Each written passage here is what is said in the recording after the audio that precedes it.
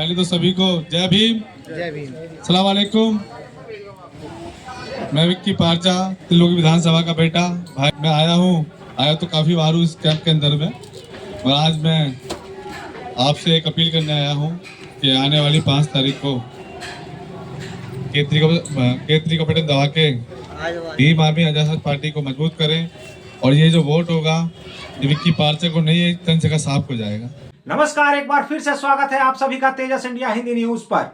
विधानसभा चुनाव 2025 मानिए जैसे बड़ी बड़ी राजनीतिक पार्टियों के लिए एक चुनौती बन रही है, क्योंकि जिस तरह से बड़ी राजनीतिक दलों के सामने छोटी छोटी राजनीतिक पार्टियां अपने उम्मीदवारों को लेकर खड़ी हैं, तो मानिए जैसे उन बड़ी राजनीतिक पार्टियों के लिए एक बड़ी चुनौती साबित हो रहे हैं। जी हां, अगर आप देखें तो सबसे पहले बड़ी राजनीतिक पार्टी की गिनती में अगर आप शामिल करें तो आम आदमी पार्टी, क्योंकि वर्तमान सरकार दिल्ली में आम आदमी पार्टी की बनी हुई है। अगर आप वहीं दूसरे स्थान पर देखें तो दिल्ली की राजनीति में भारतीय जनता पार्टी विधानसभा चुनाव 2025 के लिए दूसरी सबसे बड़ी राजनीतिक पार्टी कह सकते हैं आप। वहीं अगर आप तीसरे नंबर पर देखें तो आज कांग्रेस तीसरे स्थान पर बनी हुई है दिल्ली विधानसभा चुनाव 2025 के लिए। और इन तीनों बड़ी राजनीतिक पार्टियों के सामने जो छोटे छोटे दल हैं, छोटी राजनीतिक पार्टियां हैं, उन्होंने इस तरह से एक रणनीति के तहत अपने प्रत्याशियों को खड़ा किया है, जो आज विधानसभा चुनाव 2025 में इन बड़ी बड़ी राजनीतिक पार्टियों के सामने एक बड़ी चुनौती बनकर उभर रही हैं। अगर आप देखें तो भीम आर्मी आजाद समाज पार्टी की तरफ से दिल्ली में कई ऐसे प्रत्याशी और बड़े ही रणनीति के तहत उतारे गए हैं जो बड़ी बड़ी राजनीतिक पार्टियों के लिए एक बड़ी चुनौती साबित हो रहे हैं। वहीं बहुजन समाज पार्टी की तरफ से भी अपने रणनीति के तहत कई उम्मीदवार, कई प्रत्याशी उतारे गए हैं। वहीं अगर आप तीसरे नंबर पर देखें तो माननीय सांसद ओवैसी की तरफ से भी कई प्रत्याशियों का दिल्ली विधानसभा चुनाव में खड़ा करना कहीं ना कहीं बड़ी राजनीतिक दलों के लिए एक चुनौती साबित हो रहा है। आप देखिए तेजस इंडिया हिंदी न्यूज की यह खास रिपोर्ट। मुझे वो दिन भी याद है कि जब आंटी आई थी मेरे पास में, गर्मी के दिन की बात थी। आंटी और अजहर के द्वारा हम लोग गए थे विधायक जी के कार्यालय पे पानी की समस्या को लेके। तो जहाँ पे हम लोग गए विधायक जी के कार्यालय पे, हमने जाके अपनी बात रखी भाई पानी की बड़ी समस्या यहाँ पे चल रही है कि आप इसको देखिए, आप विधायक हैं। तो विधायक जी ने बोला ठीक है जी मैं देखता हूँ, बट वो देखते रह गए, उसका काम नहीं करा।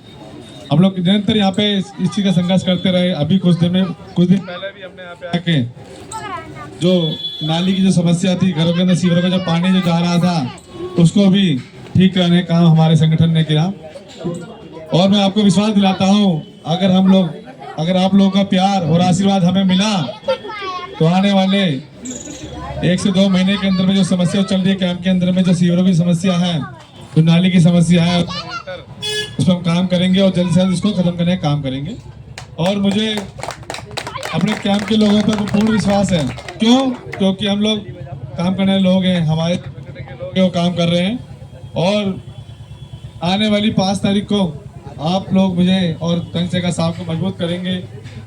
इसी बारे में विराम दूंगा। जय भीम, जय भारत। मालूम क्या होता है, हम लोग वो लोग हैं, हमें जब तकलीफ होती है ना तो हम अपनी तकलीफ लेके तमाम नेताओं के पास जाते हैं, लेकिन ये नेता सिर्फ और सिर्फ हमारी तकलीफ को फायदा उठाते हैं कि जब आप लोगों को पता चलता है, जब आप लोग किसी ऐसे नेता को वोट देते जो आपका काम नहीं करता। मैं आपका बेटा हूँ, आपका बच्चा हूँ, मैं आपसे वादा कर रहा हूँ कि इस बार एक मौका आप लोग हमें दीजिए। हर वो तकलीफ से निकालने का काम करेगी हमारी पार्टी और बड़े भाई विक्की पारचा जी। तो मैं आप लोगों के सामने यही बार बार हाथ जोड़कर अपील कर रहा हूँ, क्योंकि मुझे इतना पता है कि आज इस दिल्ली के अंदर में जो झुग्गी झोपड़ी में लोग रहते हैं ना, उनसे ज्यादा तकलीफ में कोई नहीं रहते।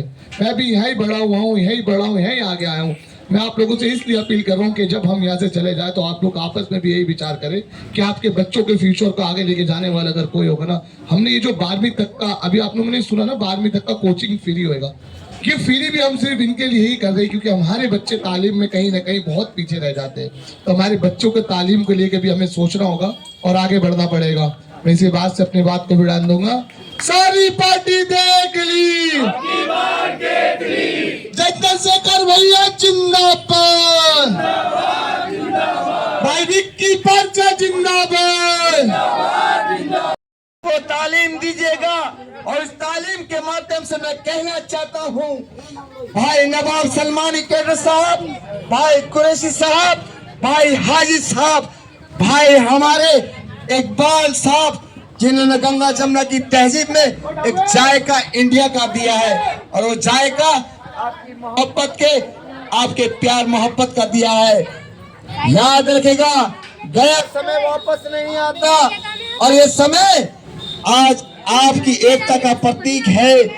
आज जुम्मे की नमाज को अदा करते हुए, ए मोहब्बत जिंदाबाद को करते हुए, बिस्मिल्लाहिर्रहमान करते हुए, मेरे अजहर भाई के माध्यम से, तमाम कुरैशी भाई के माध्यम से, नवाब सलमानी कैडर साहब के माध्यम से मैं कहना चाहता हूँ, इकबाल भाई के माध्यम से, मेरे झुग्गी झोपड़ी में रहने वाले नौजवान साथी, याद रखेगा आपकी अपनी पहचान होगी। 1 ब्लॉक से लेकर 36 ब्लॉक के और न्यू ओशन के तमाम मेरी 12 मस्जिदें, मेरी 12 गांवों को ऐ मोहब्बत जिंदाबाद करते चले जाओ और आपकी पहचान को आगे बढ़ाते चले जाओ।